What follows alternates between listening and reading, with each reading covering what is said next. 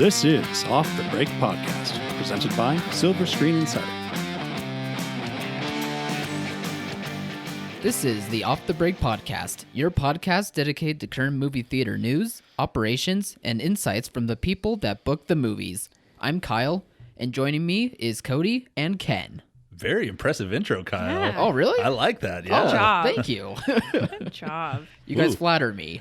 I guess I had a boost of energy because we're back. We're back. And Ken and I have a new bright outlook on life because we survived COVID. Oh, no. Oh, no. It was tough. We but- didn't tell Kyle yet. This is the first time he's heard of it.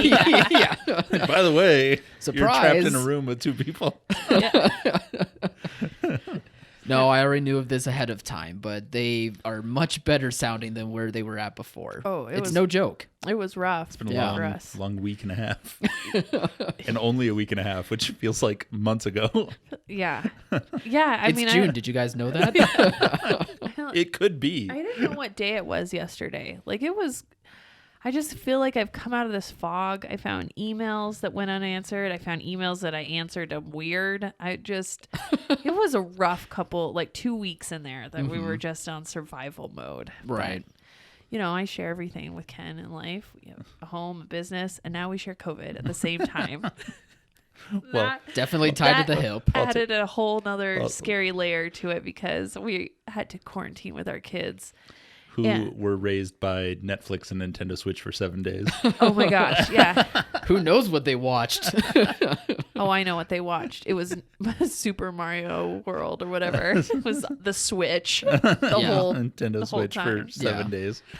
yeah. Fried their brains. Yeah, but it was all we could do to survive. I mean, it was like tag teaming each other for naps. It was just, I think it would have been not easier or wouldn't have been as challenging if one of us was just ill at a time because the other one could be like, okay, super person, and we're going to take over everything. But with both of us down and then children on top of that, it was rough. I can imagine. Things were fine in the office, by the way. Yeah. We got lucky. Yeah. Where this was are we? it was the fourth one we tried. So The we outside have- seems so bright. Yeah. hi, we have COVID. Are we in the right place? Yeah. So I don't know why they called it COVID. They should have called it mucus because that's the only thing that's been. for us, that's what it's been. Ugh, it was gross. Yeah. Just constant stream of. It just felt for us like a super bad head cold, like the worst head cold of your life. Sure. Like it just Yeah. hit our sinuses and didn't leave. It just burrowed down and then flourished. Yeah, and then it just emphasized how fat and lazy I am. Yeah. It's like, hey, you're really fat and lazy, right? Yeah, you're going to be extra fat and lazy this week. Get used to it. COVID in your mid to late 30s. Just, you don't leave your bed. Right. No. But we're back and we're Yeah. ready to talk about the industry. I think. I don't know what's been going on, Kyle. You're going to have to keep us informed. We've been out of the loop for a couple weeks. Wow, you haven't read my emails. No. Well, we always start with the release date changes. So Kyle, let us have it. Yeah. Tell us What happened while we were COVID sick? Sony moved Morbius. Yeah. No, actually. Oh, Oh. hey. No, hey, I mean hey. not yet, knock on wood, but they this moved week. they moved other titles, but Oh. not Morbius. Oh, I Of see. course. There's like 3 Sony titles that changed. Yeah.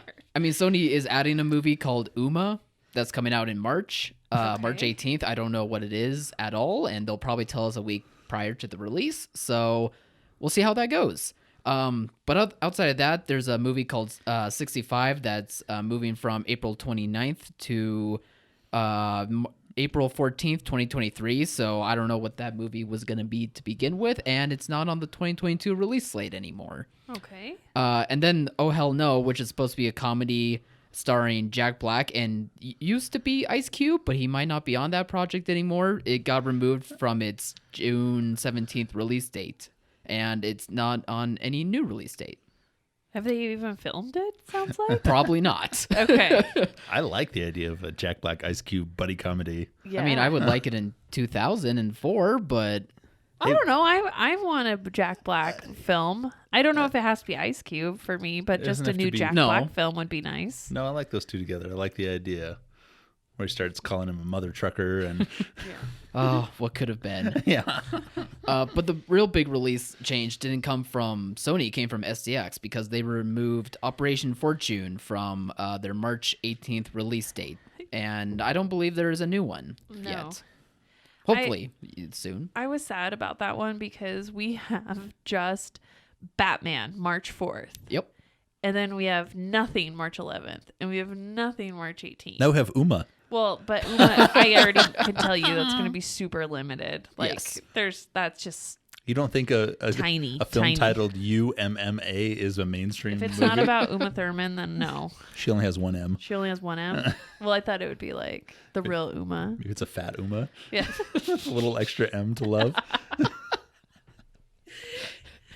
The later years. And then we have Lost City on March 25th. So for like the whole month of March, there's only two wide release films that are actually wide enough for most theaters to get. Yeah, Codi. Two new. Yeah. Okay. Yeah. I see what you mean. Yeah, there was... Two for a whole month. let's see. We're this in hasn't trouble. happened in so long. The last time this happened was January 2022. Get used to it. This is what they're going to do in these lean months is really cram these titles into summer and the holiday corridor. Yeah. This is So I know I'm gonna the get new used to normal. it, but man, only it makes two titles. Oh, it this makes my happened. job harder. Okay, I have to now What's go today? find What's today, a the product. 25th? Oh my gosh, this only happened 25 days ago. I don't care what happened in the past. I only care what happens in the future, Ken. I'm only looking forward. Can only look forward. I drive a car with no reverse because I'm only going forwards. Yeah, exactly. Way to quote all of the Fast and Furious movies, Ken. Or every NFL coach ever. Well, yes. That especially. But yeah, despite only two new releases in March, I mean, we still have Uncharted, which performed very well. It exceeded expectations, so maybe has a chance to do well in March. As I was coming out of my COVID fog on Monday, I think Monday is like really when I made a turn into like the land of the living. Mm-hmm. I was like, oh yeah. In your car that doesn't go reverse. Yeah. I can turn in it. I just can't go back. Yeah.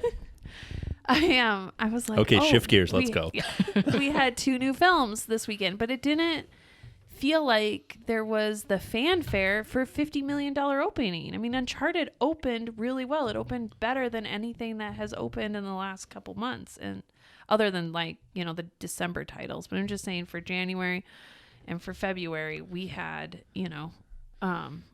one really decent opening. I just didn't feel like there was any of the congratulation or the positive like feedback for that. It didn't seem like people were like, "Wow, this is great." Yeah. It just was like, "Oh, okay, you only just 50 million." glossed over it. Like that wasn't a big deal. That's a big deal. It did great, and Dog opened up great too. We had two films that opened up excellent, and I'm really hoping that because they're good films that they're gonna hold up over in the next couple weeks. I know Batman's gonna suck so much out of the box for these guys, but I think that there's potential there to be consistent and to stick around for 4 or 5 weeks in theaters. I mean, if all showtimes get booked for Batman, then there must be some audiences within the same demographic going, well, Uncharted I heard was good.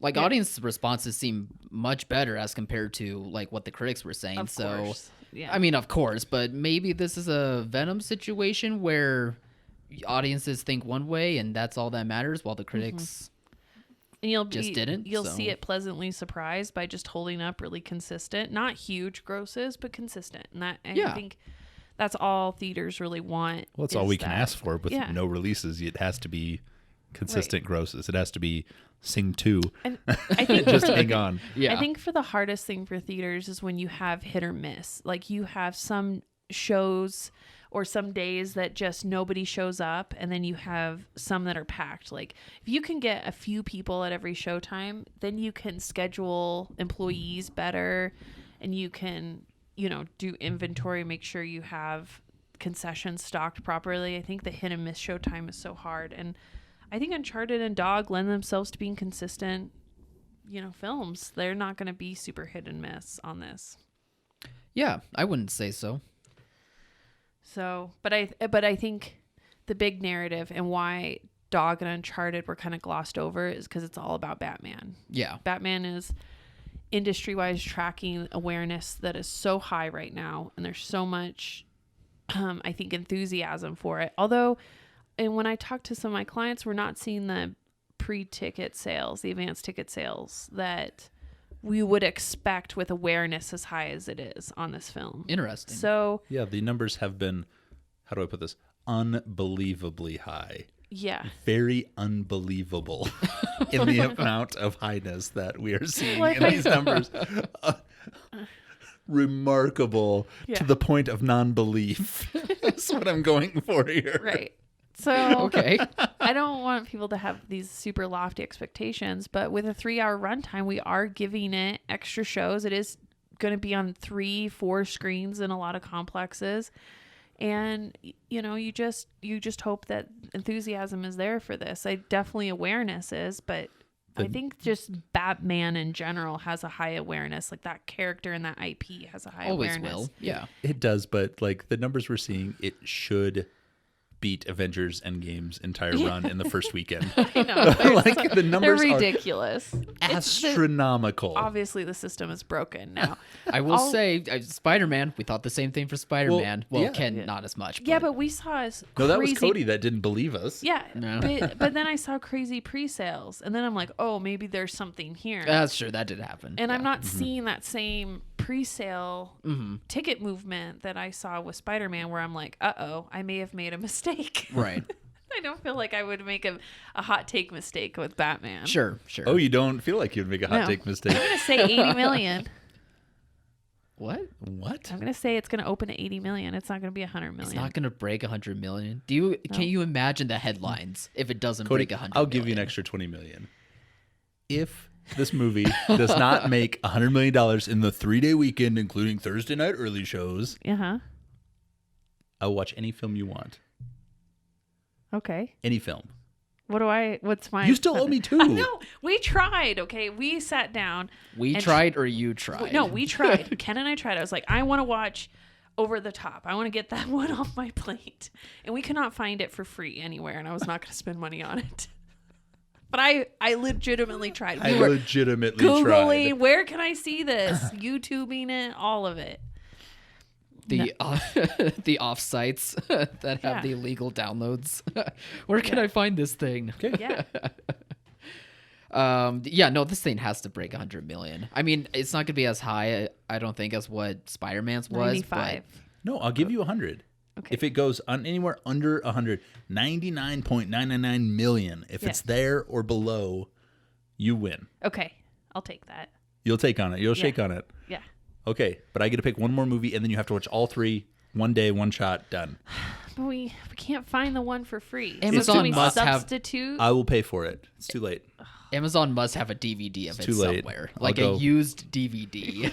They're trying to get rid I'll of go it. get our kids to go shovel driveways for dollars so we can pay for your terrible streaming habit. They've played enough Mario Bros. Okay. And the handshake, I am witness, it is official. Huzzah! Yeah, another bet for Cody to Welch on. I tried. You were there with me. What are you drinking today? Welch's grape juice?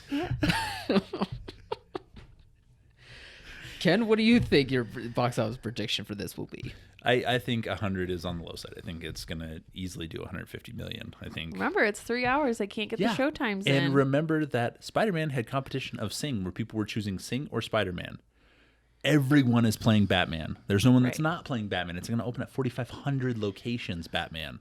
It's going to be the widest release we've seen post-pandemic. Okay. Easily the widest release. Yeah. Yeah, so if everybody does $4 times 4,500 locations, I'm home. Ooh, this will be interesting. Yeah, no, I only have to make 100, and I think it's going to do 50% more than that. So. I don't think Ken's really worried about this one. No, this is a horrible mistake on your part. This is why I don't gamble. Hate it. Go to a casino and be This like, stupid podcast has got me betting, and I don't like gambling. sit down at a blackjack table, and Cody's like, "Where are my dice?" I don't like gambling either, but even I know it's gonna make over 100 million opening. They'll lie. They'll juice the stats if they have to. If it Yeah. doesn't. Oh my gosh. They'll find a way. They'll find a way. All right. So, Kyle, did you actually get to see a movie? Cody and I had planned to go until We were gonna tested go positive. and sneak out, and then we were like, no, we're dying. So well, we couldn't go. Yeah. So you saw Uncharted? I did see Uncharted. Nice. How was it? It's fun. Yeah. I was very... First off, I went into this movie not believing that I was actually seeing an Uncharted movie because this movie has been in the works for 10 plus years. Since Kyle was in middle school. Like, Since he played the video game and he's like, this would be a cool movie. yeah. 10 years later, holy cow, it's actually happening. But no, as someone who... But other than that, I don't have any attachment. I actually have not played these games ever. I just only hear, like, the story is cool and the video game graphics are great, yada, yada. So I came in this completely blind, not really caring about, you know, if it's faithful to any of the games or not, or the castings are faithful. I just wanted a fun, globe-trotting adventure movie, and I think it delivered on that. It's not the most perfect movie for that genre, but it's at least entertaining and fun for the 90 minutes or 100 minutes, whatever it is that I was spending my time and money on. So yeah, Tom Holland and Mark Wahlberg were fun. You know, there was some action that was pretty cool, I thought, and it just delivered, and it was a good time. I didn't have any Nice. real So it complaints was a about it. reasonable franchise starter. I think there's potential for it. You know, just tweak up, learn the mistakes of the last movie and tweak up the script a bit better. And yeah, I think there's something here. Why not? Did Tom Holland break out of his Spider-Man role? Can you see him now as a character other than Spider-Man, or is that still like... I saw You know. similarities between these two roles. I have seen him in other things though, where I know like he isn't just Spider-Man. Right. But for this movie in particular, I think he was kind of towing the line between trying to be more adult, but it still has like the naive aspect that he brings to like Peter Parker. So it wasn't really bothersome to me, but I could see why fans would not like the castings all that much. But again, as a casual, and I think many other people were going to see this movie, it worked fine for me. Yeah. Yeah. No, I don't think there's because of the like so long in the production. I don't think that anybody cared about the video game or cared that Mark Wahlberg was supposed to be Tom Holland's character initially. People might have been in acceptance mode. They're like, Yeah. we have this movie. It's Let's just something- hope it's okay. something new. Yeah. And yeah, I think it just delivers on being a fun time in the movies. Nice. Just waiting to see what Tom Holland's like when he's not like the young boy role. Like he's not going to translate to middle age. I mean, 30s will hit eventually. Like Well, he has to, the baby face has to leave at some point, No, right? but what's his name that plays Harry Potter? Daniel Daniel Radcliffe? Radcliffe. He's transitioned. Well, no, he hasn't. Yeah, he If has. you see him, what do you think first? Yeah, that's what Well, I thought. obviously- Yeah, but but that, but I'm saw just him in saying. the have, last- have you seen the dude's saw him- facial hair though? Like Yeah. You he's saw not him in the a boy Lost City anymore. trailer, and you're like, "Oh, Harry Potter, cool." Yeah, but I mean, I believed he was an adult though. Like I think he's made the transition where I believe he's an adult man. Like Yeah. I'm like, oh, that guy played Harry Potter, but I don't think I like believe that in Lost City, he plays an evil version of Daniel Radcliffe who went bad after making all of his Harry Potter money. Like, I don't think it's an actual character. I think that's all you can ask for. yeah. I'm so excited for Lost City. So I'm just saying Daniel Radcliffe made the transition. Yeah. I think You might Tom be- Holland can too. You might be seeing that one opening night, Ken. Oh, we are Thursday. Baby. Date night. All right, take it easy. Yeah, take it easy. We're gonna I just sneak three different times adult during this juice boxes conversation. in with us. 3 different times during this conversation, I'm like, who's that girl sitting across from me? As the COVID strikes in and out. Like, who is that? Oh, speaking of romance at the theater, Kyle had a fun article that he shared with us this I week. thought you were going to say a fun story at the theater. I was like, no, nothing. Ugh, I don't want to know Kyle's fun stories at the theater. Yeah, no, I was like, no, nothing like that. No, I just stumbled across this article that was talking about how this couple somewhere in Nottingham, UK, had a proposal happen at a movie theater. The guy proposed to his girlfriend at their local movie theater. He gave like a 3-minute video that played during the commercials, and it surprised her, and it was just sounded like a really lovely moment because their first date, I mean, they were childhood sweethearts, but their first date was also at a movie theater as well. So there was like a special connection between those two in the theater already. So I don't know. It was just a nice story that reminded me about the power of the movie theater, and I just wanted to share that a little bit because I don't know. It's nice. It is nice. Movie theaters are magical places where you have shared fun experiences. Like Yeah. Ken and I's first date when we went to a movie. Like who doesn't really do a movie on their first date anymore? Yeah. Well, I mean, I hope that's still the case. Yeah, I think it's one of those fun cultural things that we all share. Even in this like divisive time, we can all still do things like go to a movie on a first date. Yeah. To play devil's advocate here, Yeah. I read the entire article. This couple did the engagement prior to the film. The film was Jackass Forever.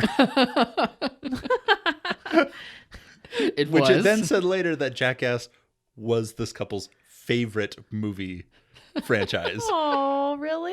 That What sounds do you so mean- romantic. What do you mean, oh, really? That's cute. Okay, part 2 of playing devil's advocate. Okay. Then they had to sit down and look at genitals for the next 90 minutes. Totally in love. Do you? Yeah. But I always thought about this when it happens at like baseball games or football games. Yeah. Do you just sit down and be engaged at the football game? Well- like after that happens, how you that just sit there and works. go, I just think you're- huh? I just think you Now we what? had a different experience. Like after I got engaged, I was like, I need to tell everybody. I went into like a fun active mode, and there was no sitting down for me. I wasn't gonna sit and look at my ring and be like, oh, I'm so engaged now. Like no, I was like, No, but we had hiked out somewhere, and I hiked my butt out of those woods, and I was like, I'm gonna tell everybody now. But if you're in a movie theater, you can't even see the ring. No. You're sitting there like, I'm sure they turned on the lights. I can't and tell let- if this is good or not. They went Should to, I have said yes? They went to Jackass Forever. I think it was fine. Yeah.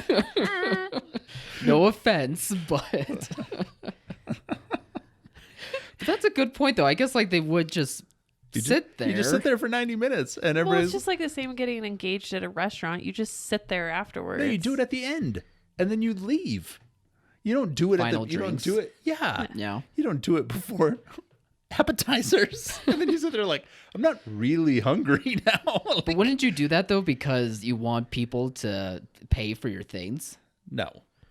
No. I don't know. We got fake engaged at a restaurant once. We did it in dinner. Somebody accidentally paid for our stuff. I felt really, really bad about that. See, other people could do the same thing. It was... No, but we also... It was also fake. It wasn't real. It wasn't real. wasn't an We engagement. weren't even trying to get engaged. We were just... We He accidentally just got gave me engaged. jewelry in a fun way. It was not even a fake proposal or anything. Reap the rewards. That's all I'm saying.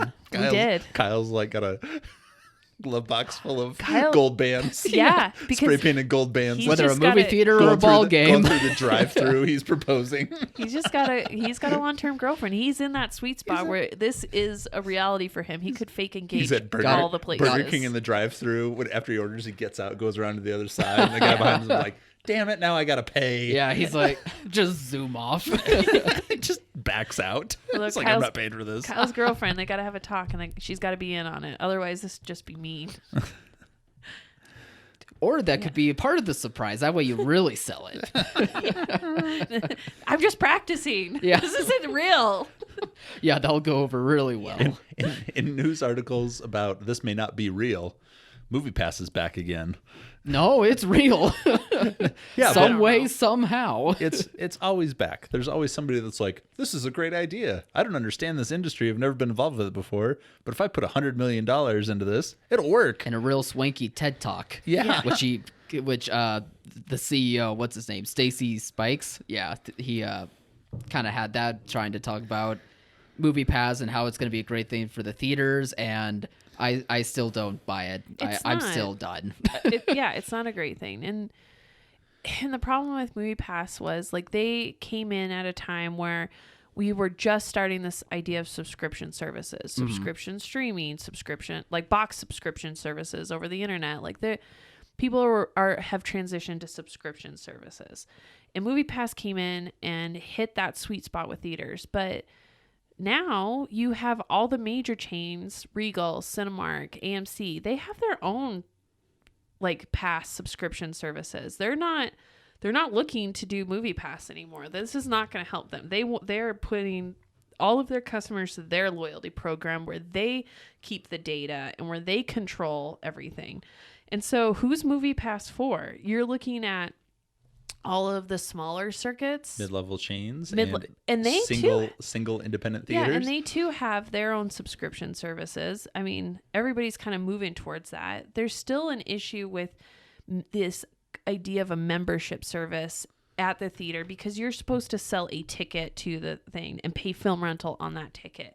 So a membership service makes it extremely difficult to keep track of tickets sold and things like that. It's just, from an accounting perspective, it's hard. And I don't think anybody's looking to do a membership service when you're the only theater in a small town. Like, you don't need this at all. And already the film companies think they're getting ripped off because they're not getting the full ticket price. Yeah.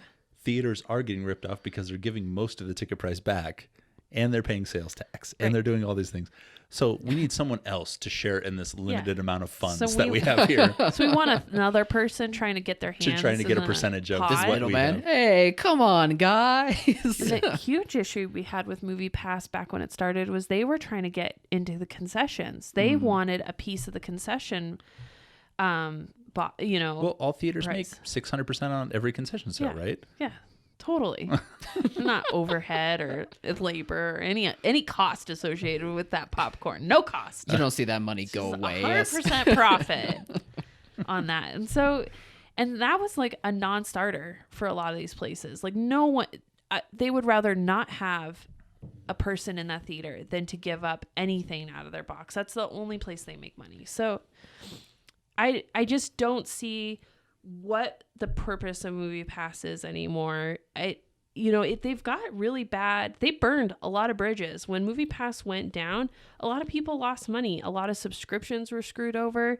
They turned really sketchy. I can't believe they're using the name again. That's a good point. They really could have. It's like someone opening up an energy company and like, you know what sounds good? Enron. That has name recognition. Let's use that. Yeah. Countrywide mortgages. People recognize it. Yeah, it's familiar. There's no bad The connotation. name recognition is there. Gosh. Yeah. I just agree with everything that you said. Good luck, but I don't think this is coming back. I think not.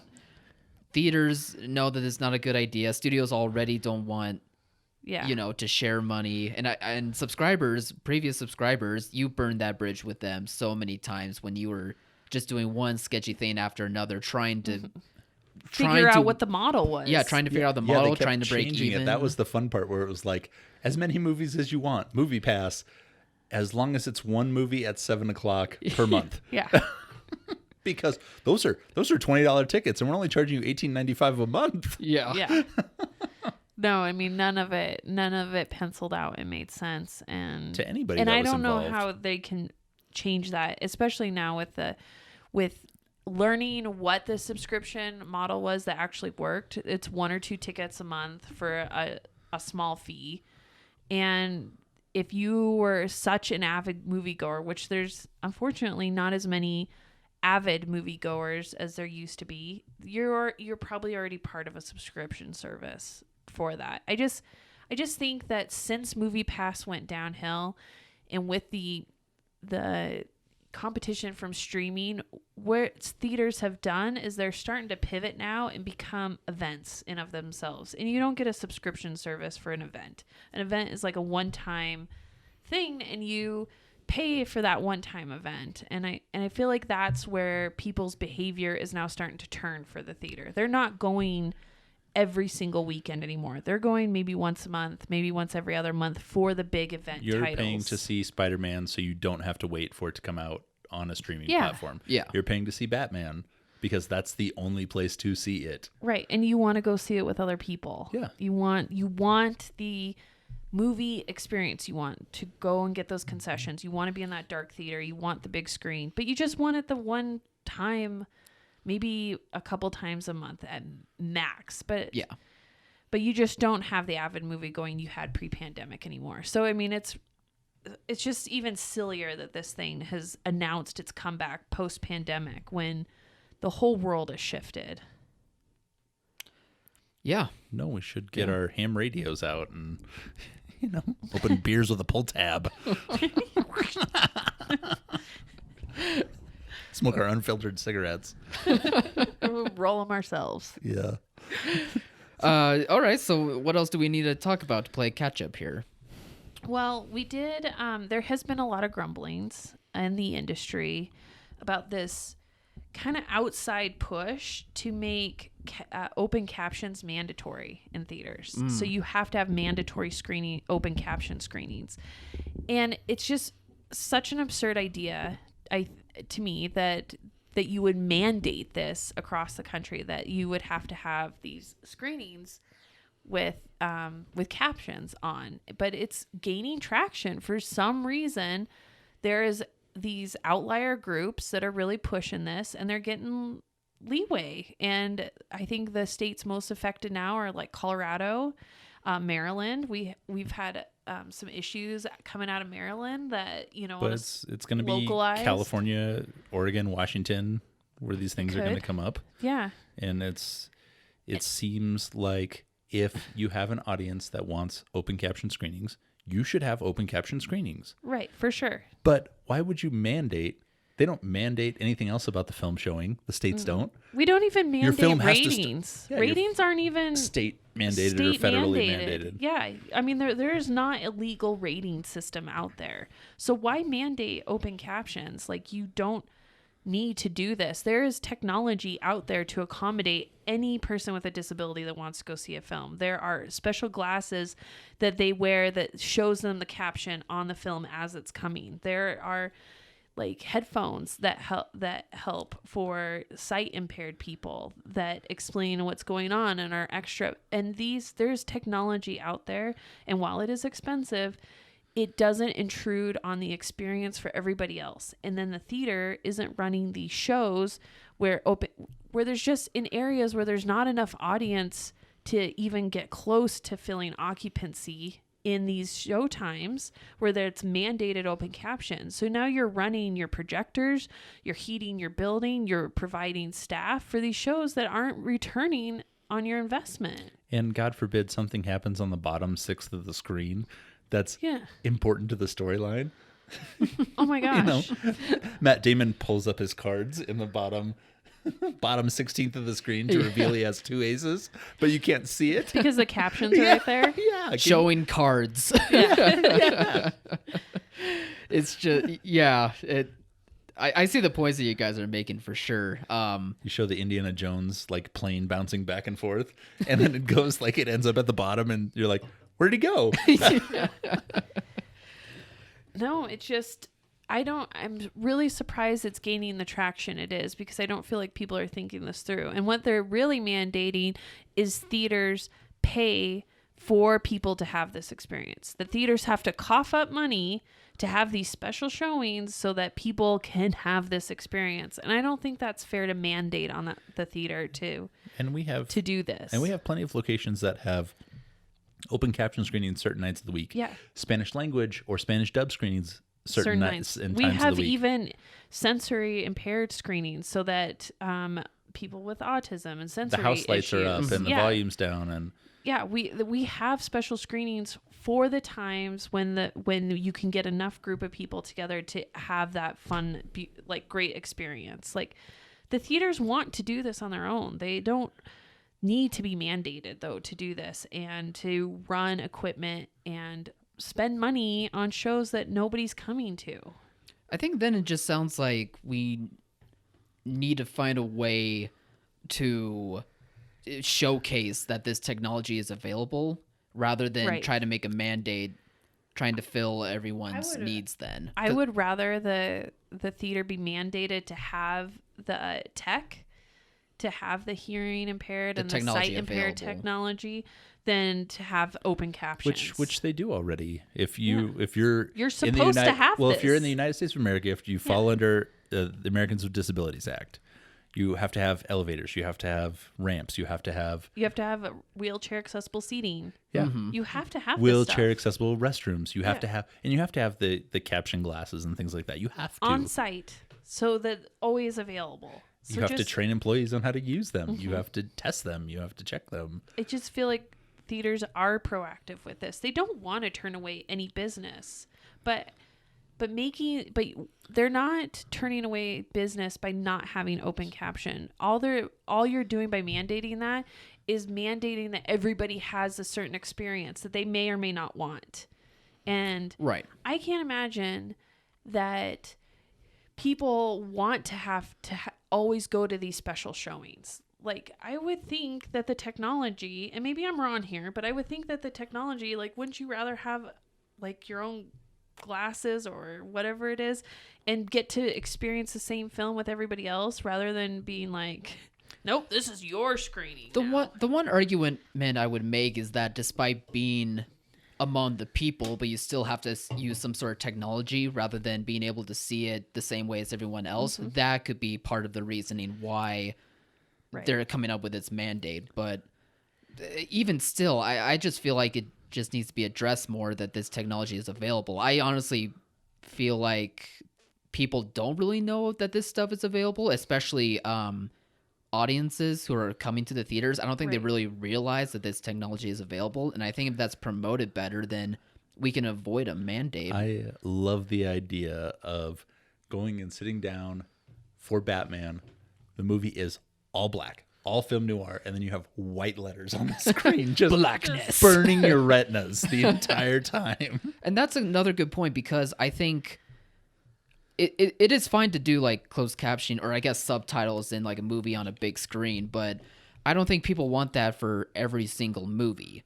Yeah. Like, it's fine if it's like, a foreign language film that needs the subtitles, but if it's for the Batman, I just don't see the majority of audiences. Now, granted, it does seem like younger demographics are more used to captions just because of things like TikTok or even, watching movies at home, but they have the captions on. But that's mostly because they're distracted anyway. The majority of the time they're home. Like, even if they're watching a movie, they still need to read the caption to see what's going on because they're on their phone at the same time. But at a movie theater, that's not quite the same experience. Like, some entertainment, I think, is good for having the captions, but not like movie theater experiences. I do love also the idea of PLF or an IMAX screen where you already have to turn your head to see the entire screen. Yeah. And it just looks like people in a tennis match. The entire audience just running their heads left to right, trying to catch all the words. I mean, we've played subtitled films. I mean, they're where you have to have the subtitle because you will not know what's going on because it's in a foreign language or whatever the reason.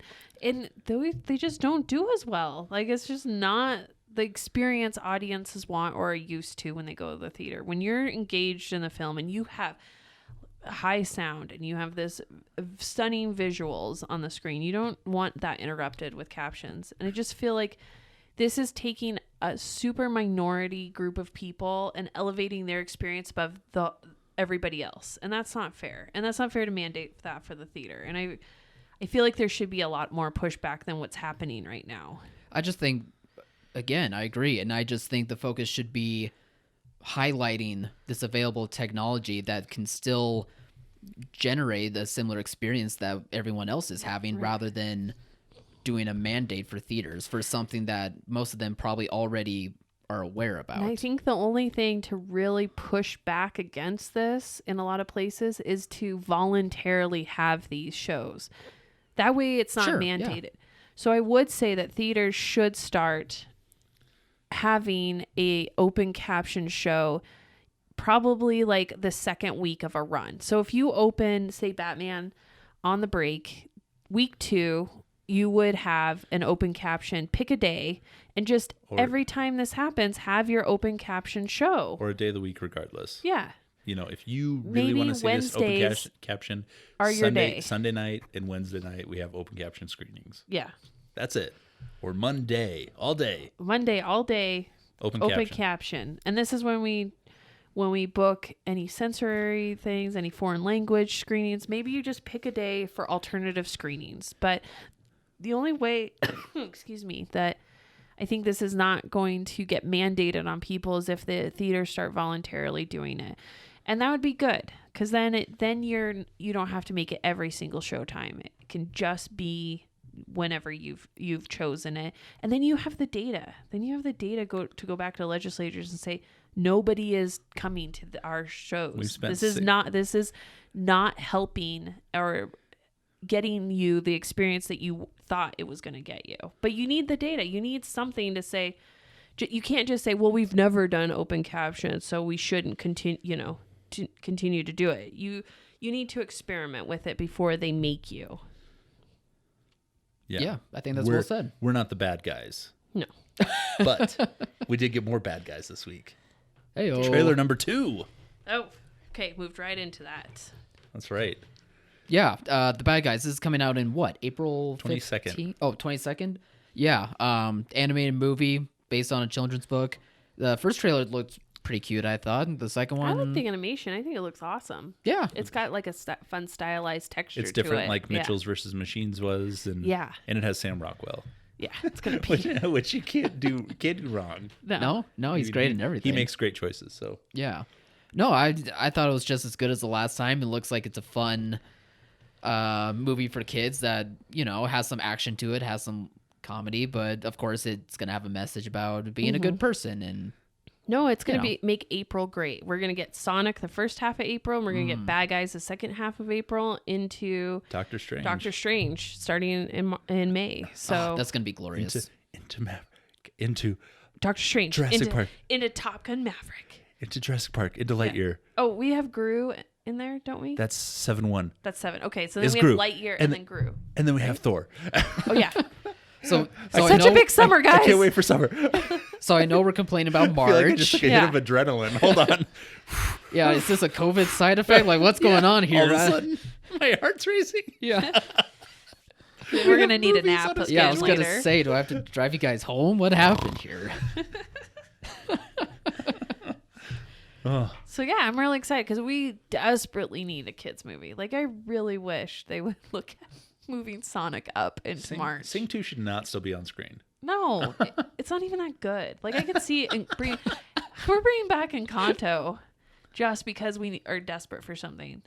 We're even thinking about playing Hotel Transformania from Amazon because it's like, well, at least it's new to the theater, at least. Yeah, by technicality, sort of.